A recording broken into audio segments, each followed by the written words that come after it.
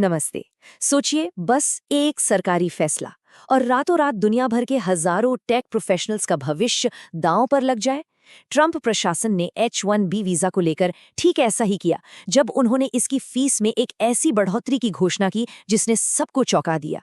आज हम इसी की परतें खोलेंगे और समझेंगे कि इस एक फैसले ने पूरी टेक इंडस्ट्री में कैसी खलबली मचा दी। पूरी न्यूज़ बताने से पहले मैं आपको बता दूं, मेरा नाम है समीरा और आप देखना शुरू कर चुके हैं आपका अपना चैनल साइबर क्राइम न्यूज़। तो चलिए अपनी पड़ताल शुरू करते हैं उस चौंकाने वाले ऐलान से। फिर देखेंगे कि इसका सीधा असर भारत के आईटी सेक्टर पर क्या पड़ा। हम ये भी जानेंगे कि बड़ी बड़ी कंपनियों ने इससे निपटने के लिए अपनी स्ट्रेटजी कैसे बदली और उन प्रोफेशनल्स के लिए इसके क्या मायने हैं जो अमेरिका में काम करने का सपना देखते हैं। और हाँ, आखिर में हम कुछ नए रास्तों पर भी नज़र डालेंगे जो इस बदलाव के बाद उभरे हैं। तो ये पूरी कहानी जो है ना, वो शुरू होती है एक नंबर से। एक ऐसा आंकड़ा जो इतना बड़ा था कि उसने रातों रात दुनिया भर की टेक कंपनियों और प्रोफेशनल्स की नींद उड़ा दी थी। $1 लाख। जी हाँ, यही वो नई कीमत थी जो कंपनियों को एक नए H-1B वीजा एप्लीकेशन के लिए चुकानी पड़ती। ये सिर्फ एक फीस नहीं थी, ये एक बहुत बड़ी दीवार की तरह थी। जरा इस फर्क को देखिए। जो लागत पहले करीब $5,000 हुआ करती थी, वो एक झटके में बढ़कर $1 लाख हो गई। ये कोई छोटी मोटी बढ़ोतरी नहीं थी, ये सीधे सीधे 20 गुना ज्यादा थी।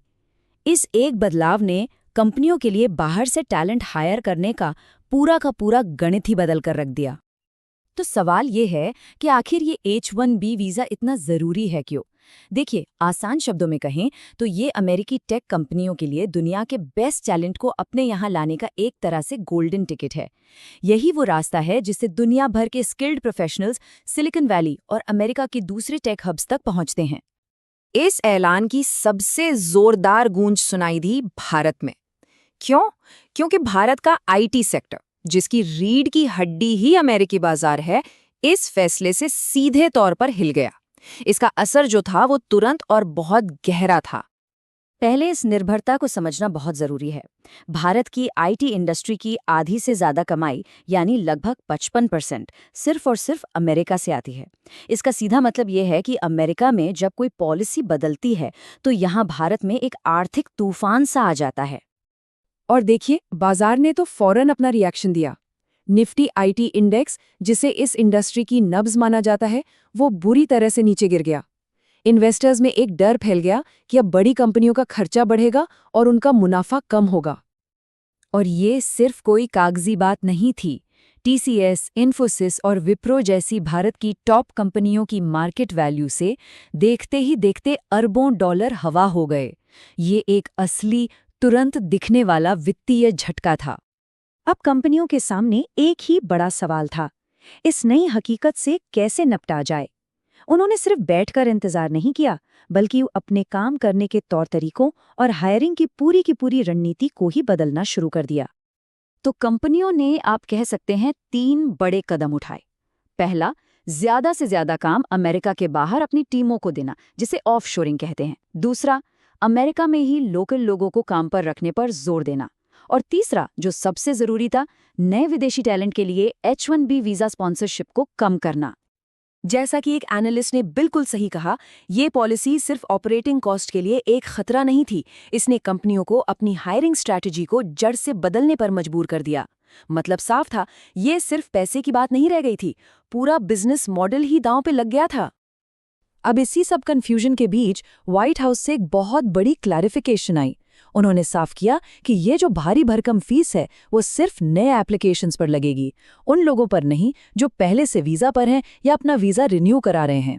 ये एक बहुत बड़ी राहत थी, लेकिन जो लोग अमेरिका आने का सपना देख रहे थे, उनके लिए चुनौती वैसी की वैसी ही थी।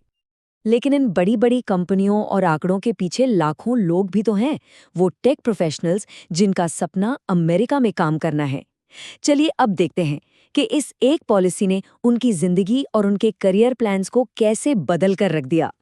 जो प्रोफेशनल्स अमेरिका जाने की तैयारी में थे, उनके लिए तो मानो रास्ते ही बहुत मुश्किल हो गए।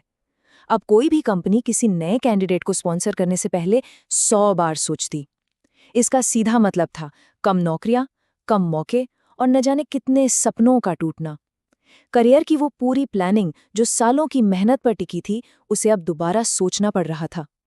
लेकिन कहते हैं ना, जब एक दरवाजा बंद होता है तो लोग दूसरी खिड़कियां ढूंढ ही लेते हैं। H1B के इतना महंगा होने के साथ ही कंपनियों और प्रोफेशनल्स ने अमेरिका में काम करने के दूसरे कानूनी रास्ते खोजना शुरू कर दिया। तो अब सवाल यही उठता है कि अगर H1B की लागत अब $1 लाख है, तो क्या कोई दूसरा रास्ता भी है? और जवाब है हाँ। कुछ दूसरे वीज़ा ऑप्शन हैं जो इस बदलाव के बाद अब पहले से कई ज़्यादा पॉपुलर हो गए हैं। अगर हम बाकी ऑप्शंस पर नज़र डालें तो 2 वीज़ा ऐसे हैं जो अब सबकी नज़रों में आ गए हैं। एक है O1 वीज़ा, जो एक्स्ट्रा ऑर्डिनरी एबिलिटी यानी असाधारण क्षमता वाले लोगों के लिए है, और दूसरा है L1 वीज़ा, जो एक ही कंपनी के अंदर एक देश से दूसरे देश में ट्रांसफ़र के लिए होता है। इनकी लागत बहुत कम है और सबसे बड़ी बात, इनमें H1B की तरह कोई लॉटरी सिस्टम नहीं होता। तो आखिर में हम कहाँ पहुँचते हैं? इस पूरे मामले को कैसे देखा जाए? क्या H1B फीस में ये बढ़ोतरी सिर्फ एक अस्थायी पॉलिसी चेंज है जो शायद कल बदल जाए, या फिर ये एक बहुत बड़े और स्थायी बदलाव की शुरुआत है जो हमेशा के लिए ये तय कर देगा कि दुनिया का सबसे अच्छा टैलेंट कहाँ और कैसे काम करेगा? भविष्य का ग्लोबल टेक लैंडस्केप शायद इसी एक सवाल के जवाब पर टिका है। उम्मीद है इन्फॉर्मेशन समझ में आ गई होगी, तो वीडियो को लाइक और अपने दोस्तों में शेयर करें, जिससे ऐसे स्कैम से बचा जा सके। और ऐसी ही स्कैम अपडेट के लिए चैनल को सब्सक्राइब करें और बेल आइकॉन दबाना ना भूलें। मिलते हैं ऐसे ही अगली न्यूज़ अपडेट के साथ। तब तक सावधान रहें, खुश रहिए।